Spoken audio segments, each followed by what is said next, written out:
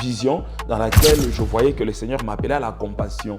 Mais à la compassion où j'étais, c'était pas Papa Marcelo qui était pasteur, il n'y avait pas de pasteur. C'était juste écrit au mur compassion, il y avait des gens, mais il n'y avait pas de pasteur. Les chaussures que j'avais trouées, on m'avait offert ça par un autre ami aussi, Papa Kamsi. Et il m'avait offert ses chaussures. Et les chaussures qu'il m'avait offert étaient trouées. Et pour les porter, je devrais prendre un caoutchouc, mettre là où c'était troué là à l'intérieur, et puis tu introduis le pied calmement pour que le caoutchouc ne puisse pas déplacer.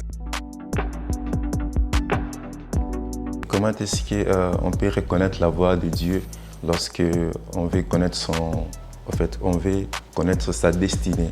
Parce qu'il y a des fois, c'est nous-mêmes qui parlons, c'est notre voix qui parle, soit c'est la voix du diable, soit c'est la voix de Dieu. Maintenant, comment, en tant qu'enfant de Dieu, comment reconnaître cette voix-là, que Dieu me veut dans ça? Oui, je crois que si vous avez un invité à la maison qui appelle votre petit bébé, le petit bébé il saura non, ça c'est pas maman, il dit non, ça c'est pas papa. Et puis même si un invité tend les bras vers le petit bébé, il aura du mal à s'approcher de l'invité parce qu'il ne le connaît pas, parce qu'il ne fait pas confiance à cet invité. La Bible dit que ceux qui se confient en l'Éternel, ils trouvent dans leur cœur des chemins déjà tout tracés. Ça veut dire que ce ne sont pas des choses de l'extérieur, c'est des choses de l'intérieur. Puisque tu es en Christ, que ta destinée est en Christ, c'est en Christ que Dieu te parlera. Il ne te parlera pas de l'extérieur. Il ne te parlera pas d'abord par le prophète. Il te parlera d'abord de l'intérieur. Et les prophètes ne viendront que confirmer ce qui est déjà à l'intérieur de toi. Les autres peuvent parler que ce que tu connais déjà de ta vie, de ta destinée en Jésus-Christ. Donc,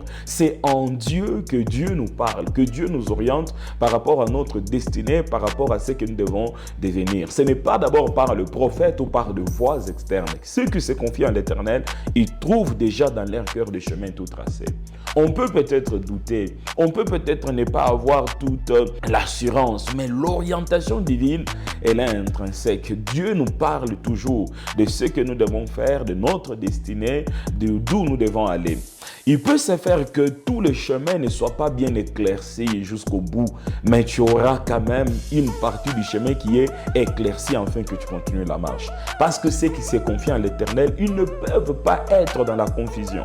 La Bible dit qu'ils ne peuvent pas être confus. Ceux qui tournent les regards vers le Seigneur, ils ne sont pas confus. Ils sont rayonnés de joie. Le Seigneur leur donne les rayons de joie afin qu'ils puissent marcher. Si tu es un vrai enfant de Dieu, Dieu te parlera d'une manière ou d'une autre. Ça peut être par une voix prophétique, ça peut être par un rêve, ça peut être par une vision, ça peut être en pleine prédication, ça peut être par une conviction intérieure, mais Dieu t'orientera par rapport à ta destinée. Tu peux peut-être faire des choses sans savoir pourquoi tu les fais, mais ces choses-là contribuent à vivre ta destinée. Oui, je crois que quand j'ai commencé ma vie chrétienne, je n'avais pas tout l'éclaircissement, mais je savais une chose, que je servirais le Seigneur. En parlant justement de votre enfance, de votre de vos débuts dans votre parcours, qu'est-ce qui a façonné ce que vous êtes aujourd'hui? Vous nous partagez cette expérience comme ça? Oui, au début, quand je commençais à aller à l'église, vraiment à servir Dieu. D'abord, je suis né dans une famille chrétienne, donc mon père était ancien de l'église. Il était ancien de l'église, il était aussi administrateur dans la même église, dans la 30e communauté pentecôtiste. Mon père était ancien de l'église. Et déjà, chez nous à la maison, aller à l'église tous les dimanches, c'était obligatoire. Tu ne peux pas rester à la maison, il faut aller à l'église. Et mon père avait aussi un caractère, une discipline qui nous a forgés à aller à l'église, à aimer le Seigneur. Et quand je me suis détaché de la famille, j'ai rejoint mon frère là où il était, j'aimais le Seigneur. Et j'avais toujours un ami avec lequel je partais à l'église tous les jours. J'aimais le Seigneur. Et la vie de mon pasteur en ce temps-là, forgeait mon caractère. Sa vie, il avait des dons spirituels, des dons prophétiques, il exerçait dans la puissance. Sa vie me poussait à servir le Seigneur, me poussait à aimer Dieu, me poussait à servir Dieu comme il le servait, à exercer les mêmes dons qu'il avait. C'était un homme de prière.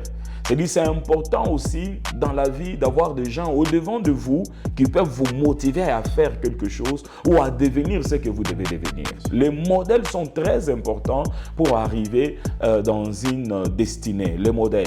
Et mon pasteur, en ce temps-là, paix à son âme, il est déjà parti dans la gloire. C'était un homme de prière. C'était un homme qui aimait le Seigneur, qui servait Dieu dans la puissance, dans la gloire. Et j'aimais ça. J'aimais ça, j'allais à l'église tout le jour. Je n'aimais pas manquer à l'église à cause de lui, à cause aussi de l'éducation chrétienne que j'ai eue au travers de mes parents. Donc, il est aussi important en tant que parent, partager des valeurs chrétiennes aux enfants. Même quand ils sont encore tout petits, partager des valeurs chrétiennes, partager l'amour de Dieu, l'amour de la maison de Dieu, l'amour de l'œuvre du Seigneur. Donc, c'est ces modèles-là qui m'ont aidé au tout début de servir le Seigneur, de continuer sur le chemin. Et puis vous avez dit une fois dans votre prêche, quand vous avez parlé de vivre pleinement sa destinée, vous avez parlé de votre témoignage, vous avez dit que ça ne vous gênait pas en fait, quand vous demandiez les habits chez votre ami, Pasteur John, qui vous aidait avec quelques habits. Et une fois, vous avez aussi dit que vous étiez président de la jeunesse.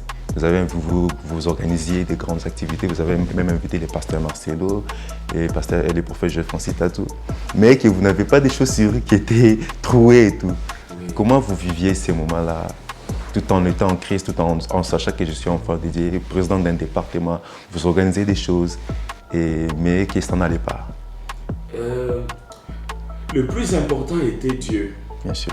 Le plus important était de servir. Vraiment, je ne pense pas qu'il y ait un jour dont je pleurais, dont j'ai regretté ne pas avoir des vêtements. C'était pour moi une joie que je prenne les vêtements de mon ami, je porte pour aller. Donc le plus important, c'est servir. S'il faut porter les habits d'un ami pour aller servir, le plus important, c'est servir.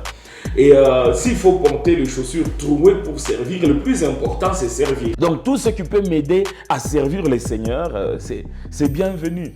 Et s'il n'y en a pas, mon cœur continue à servir le Seigneur. Mon cœur n'était pas attaché à ça. Mon cœur était attaché à Dieu.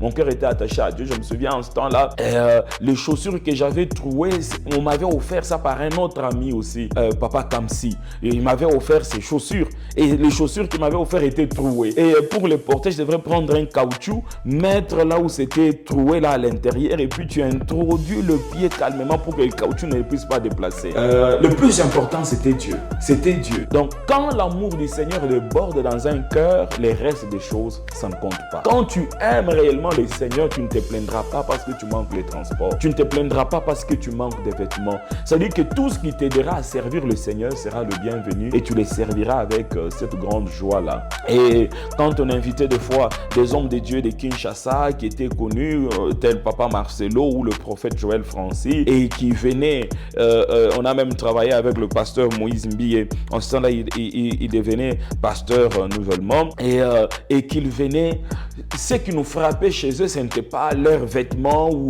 leur véhicule, c'était la grâce de Dieu qui était en eux. Ils servaient le Seigneur de tout leur cœur, ils servaient Dieu, ils s'est donné à Dieu entièrement, ils prêchaient avec profondeur. Ce qui nous touchait, c'était ça. Les autres choses ne disaient absolument rien. On rendait gloire au Seigneur pour ce qu'ils étaient devenus, mais on continuait à aimer la grâce, à aimer les dons. Et on désirait vivre la même chose. On désirait avoir la même grâce, avoir la même onction sur nous. Et même en ce temps-là, quand le prophète Joël Francis organisait des activités à Mabre, Lolo, la crevette, des fois on faisait le pied. Donc tu fais le pied pour aller suivre, voir cette dimension de la grâce, d'onction, de puissance, d'honnêteté, de sincérité avec laquelle la personne servait le Seigneur. Donc le plus important, c'était ça. C'était pas le vêtement. On ne pleurait pas, on ne s'inquiétait pas, on ne se lamentait pas. Est-ce que vous avez toujours su que vous serez pasteur aujourd'hui? Ou bien c'est un processus qui se révèle petit à petit au fur et à mesure que vous avancez? Savoir que je serais vraiment pasteur, ce n'était pas vraiment le but. Le but n'était pas de devenir pasteur. Donc le but était de servir Dieu. si Dieu nous amène à être responsable quelque part, gloire à son nom. Mais le but n'était pas vraiment celui-là.